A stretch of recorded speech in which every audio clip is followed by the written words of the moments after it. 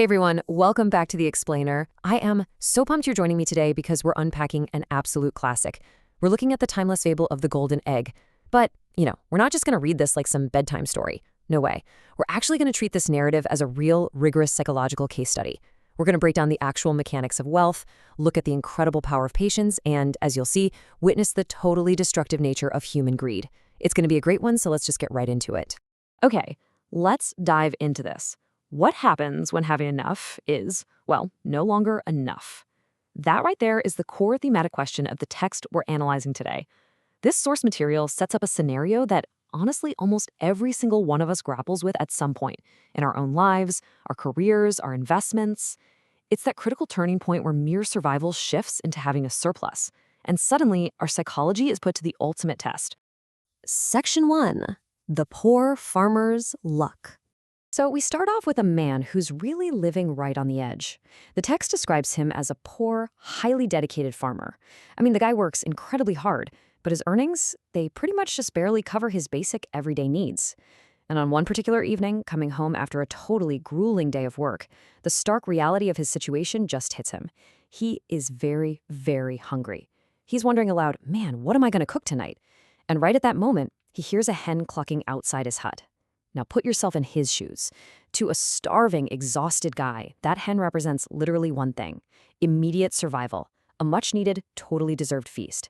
So he puts in a little effort, grabs the hen, and gets ready to end its life just to satisfy that pressing hunger. But then something totally extraordinary happens. As he's literally getting ready to strike, the source tells us the hen actually squeaks and speaks to him. "Oh, farmer, please don't kill me. I will help you." Now, the farmer's obviously shocked, right? I mean, a talking hen? But he pauses. He asks how on earth she could possibly help him. And she makes this wild, incredible offer. If he spares her life, she will lay a golden egg every single day. Naturally, the farmer is kind of skeptical. He's like, why should I believe you? But the hen pleads for her life, pointing out that, hey, if she doesn't produce the gold by tomorrow, he can always just kill her then. And this brilliantly illustrates the ultimate psychological test. Option A versus option B, right? Option A is pure instant gratification. It's a single, fleeting feast tonight to fix an immediate problem. Option B, on the other hand, is delayed gratification, sparing the hen, enduring that hunger for just one more night, all in exchange for a compounding daily reward of a golden egg. It's the classic test, right? Long-term wealth building versus short-term consumption. And the farmer makes a profoundly smart move here. He actually goes with option B. He puts the hen aside. He chooses patience. Moving on to section 2, the promise of wealth. Now this right here, this is the actual pacing of real wealth. The very next morning, he wakes up, goes out to check the hen, and there it is. Day 1, the first golden egg. Solid gold. He takes it straight into town, shouting in the streets, and immediately sells it to an amazed crowd for a fantastic price. Then comes day 2. He wakes up, checks the hen, and bingo. Another golden egg. Sells that one right away too. And day after day, this timeline just continues. He is systematically, dependably growing rich. It's a steady, super predictable process. Honestly, this is the very definition of building sustainable wealth. It takes time, and it requires the daily discipline of just letting your asset do its work without messing with it. During this phase, it's actually fascinating to observe the farmer's mindset. As the crowds are gathering in town, clamoring to buy these eggs, literally fighting over them, the farmer is just completely at peace. He tells them, don't worry, I will bring another one tomorrow. There are enough for everybody. In this moment, he is wonderfully content. He's generous even. He deeply understands the abundance of his new situation. Notice how he's not rushing the process. He knows his daily system works flawlessly, and he's just happy to share the fruits of his patience with the marketplace. 1. Just the number 1. Think about that for a second. His entire growing fortune, his completely transformed lifestyle, his newfound high status in the town, all of it was built on the steady, reliable yield of just 1 egg per day. That is the sheer magic of consistent, incremental growth. He didn't need 10 eggs a day to become rich. He just needed the discipline and the patience to collect 1 day after day after day. Which brings us to section 3, the spark of greed. Why settle for 1 a day?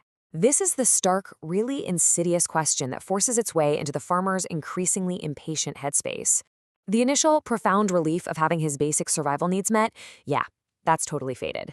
And it's been replaced by this unscratchable itch. He actually begins to view the very system that rescued him from poverty as a frustrating bottleneck. The text outlines this manic progression so perfectly. First, he grew richer from the eggs. Simple enough. But then, he became completely tired of waiting every single day. The routine of wealth building actually became deeply boring to him.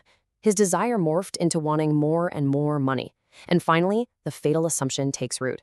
He convinces himself that a massive gold mine, just a huge lump sum of treasure, was physically hidden inside the hen. Look at the rapid acceleration of his greed here. He goes from being this patient, disciplined investor to someone desperately seeking a massive, immediate payout. The daily wait has just become completely intolerable to him. The source text actually gives us his exact internal justification, and it's wild to hear. Listen to this dark calculation, the growing desperation in his logic.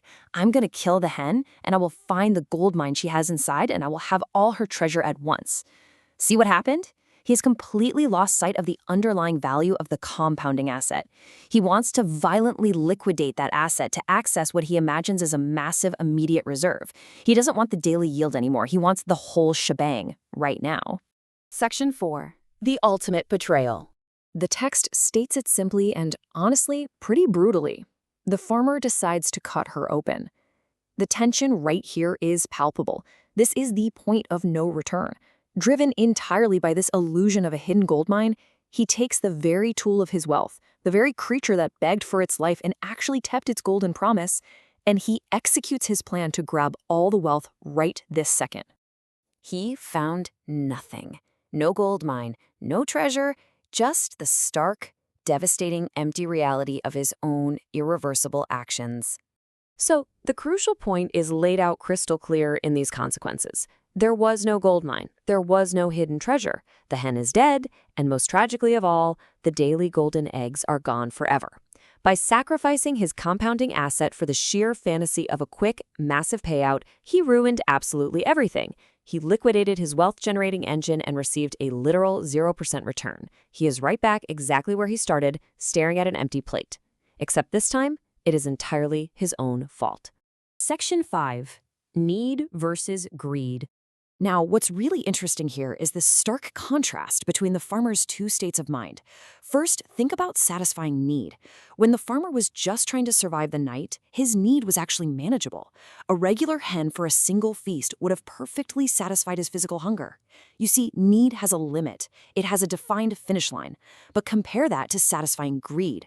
Greed is completely bottomless. Even when he was receiving a miraculous solid gold egg every single day of his life, it wasn't enough. Greed doesn't look at what it has, it only agonizes over what it doesn't have right now. And so the source text leaves us with a very explicit moral. It is possible to satisfy your need, but it is impossible to satisfy your greed. This psychological truth matters so much because, let's face it, it is just as relevant to us today as it was when this story was first told. When our focus shifts from fulfilling our genuine needs and enjoying steady compounding growth to this obsessive, impatient demand for more, faster, we make profoundly irrational decisions. We end up destroying the very systems and the very assets that are keeping us wealthy and secure. Which leaves us with this final, really vital question to reflect on. What golden hen are you rushing to open? Seriously, look at your own life.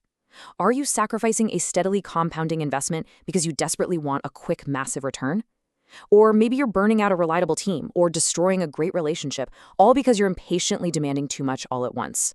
Real wealth, real success, it takes time. Protect your golden hens, respect the daily process of growth, and please beware the devastating illusion of the quick payout. Thank you so much for joining me for this explainer.